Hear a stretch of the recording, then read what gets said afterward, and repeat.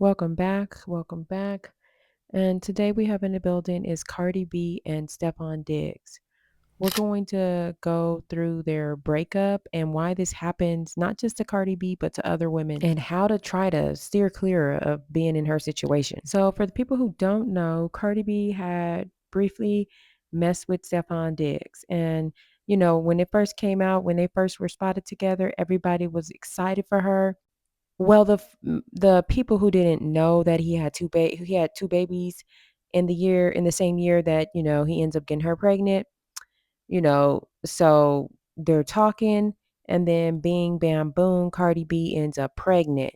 And everybody's like, she should have slowed her roll because she just left Offset and Offset was doing the absolute most in their relationship So, or in their people was marriage. like, you bouncing back, you got an NFL player. They were kind of dismissing the fact that he had two women pregnant already. And then boom, she's the third baby mama. Have her so he basically had four kids in 1 year. After the fourth baby mama came out pregnant, she even said, you know what? As long as you don't fuck up again, we're good. We're gonna be in this relationship. So they moved forward with the relationship. But the straw that broke the camel's back for Cardi was, they went to the Super Bowl together and Cardi B got wind that one his favorite baby mama, Kiana Barber, is also at the game. She's of course in Patriot attire and she also brought their infant son to the game with her. She got good seats. And you know what Cardi B said? I'm not taking it no more. So she packs up and leaves the game prematurely. Mind you, she had already paid $1.2 million for the after party for Stefan Diggs, but neither one of them ended up showing up. And so after he lost the Super Bowl, everybody was questioning Cardi B, like, why are you out partying? Your man just lost the Super Bowl. And, nothing more was said. But then within 24 hours, they both stop following each other online. And you already know that is the number one sign to know whether a celebrity has broke up. They stop following each other. And now, of course, Cardi B is getting clowned, and I don't understand why. It sounds like when this lady loves somebody, she loves them wholeheartedly, even though she keeps picking out the wrong man.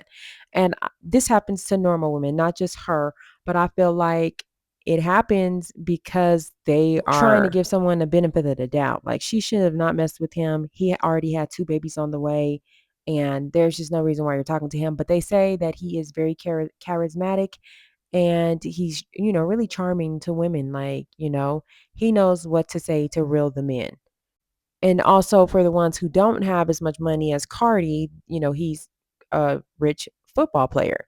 So everyone is if they're not wealthy, they are trying to get there by having a child with a successful basketball or football player. But like I said, this happened to normal women, and I felt like just it's the same thing. They are overlooking this person's charm or this person, the way they're treating them.